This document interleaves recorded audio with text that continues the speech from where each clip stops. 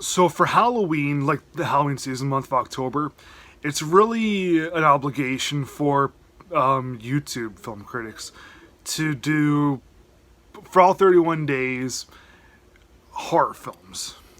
And with me, yes, I'm going to do that same thing, except to spice things up a little bit. Well, maybe not so much spice things up a little bit. I'm going to be doing, like as I did last year with the Halloween films, I'm going to do an entire horror film series. Like last year when I did all the Halloween films that have been released so far, except for Halloween Season of the Witch, because that's not a Michael Myers film. I did decide on what I'm going to be doing this year, and that is Hellraiser.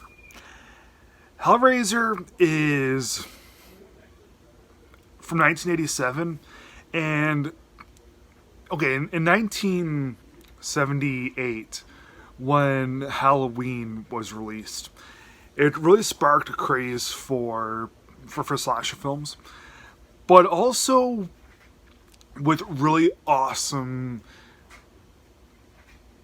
killers, really awesome horror antagonists. See, Hellraiser isn't a slasher film, it's a supernatural flick.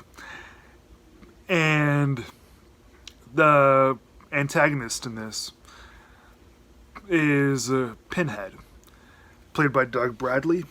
And Pinhead is one of the coolest, most interesting, and scariest villains in all of horror.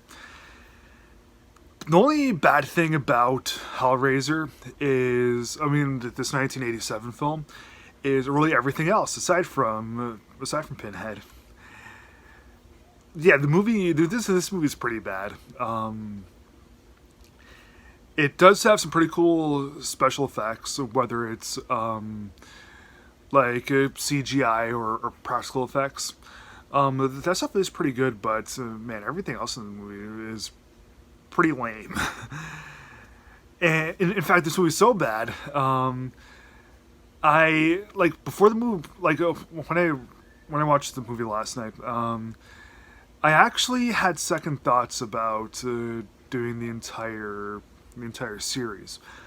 There's roughly 10 Hellraiser movies to date, and yeah, with this one, I mean, I've seen a couple of Hellraiser films, and not in a really long time or anything, but yeah, if I couldn't handle this first Hellraiser film from the '80s, man, just imagine seeing Hellraiser 6 or Hellraiser 7, all the like how bad those ones must be, because it's been proven that horror sequels are simply not good. I mean, so, yeah, sure, you sometimes the horror genre does get lucky in producing quality horror sequels, but yeah, what are the odds of the Hellraiser sequels being good?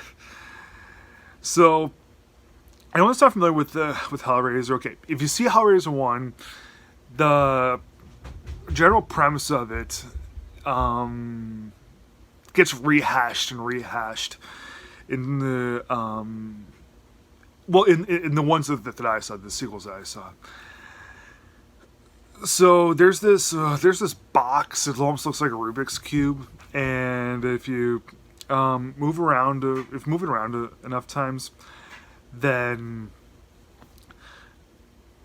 demons get summoned, Cenobites get summoned, and yeah, it's sent straight to hell. The demon that's the head of them is Pinhead, and we get to see some other cool creatures that are like Pinhead's second in commands, and yeah, they're pretty cool looking too. But but yeah, as I said, everything else in this movie is pretty bad. The general premise, like the people part of the film, is there's this family. Well, there's this couple. They're middle aged, and they move into they move into this house that the husband grew up in, and it's haunted. It was where his irresponsible brother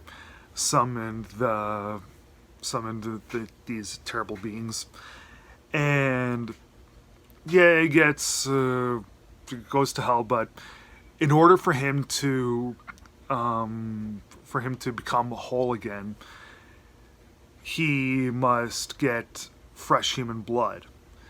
And now, seeing him progress from an extreme, like almost nothingness of a physical human being to, like, seeing him progress upwards, that's pretty cool to see. But man, the whole subplot between that dude and our main man's wife, man, that's just it was just so ridiculous. Him trying to get the human blood, that's, man, it's pretty dumb stuff. We don't really have much of a reading interest except for this dude's niece, who's played by well, I remember who she's played by, but her name in the movie is Kirsty. She isn't in the movie as much as she should be because, reading interest. And I really thought that she was the only good part of well, her and some of these monsters. Yeah, once these people get this thing, with some of these terrible beings, get their skin ripped apart, skinned alive. Yeah, that stuff's not too bad, but come on, the general storyline of this, it was so ridiculous. Everything in this movie is pretty bad. Yeah, I like good things that deal with, I mean, I like good stories, but man, this movie's pretty bad. And it's not saved by any sort of, and by anything that's like the monsters, as I said. Yeah, it almost saves it, but it doesn't. I'm contemplating giving this movie 1.5 stars or 2 stars out of 4. I feel like being nice, and I'll give it 2 stars out of 4. Why not?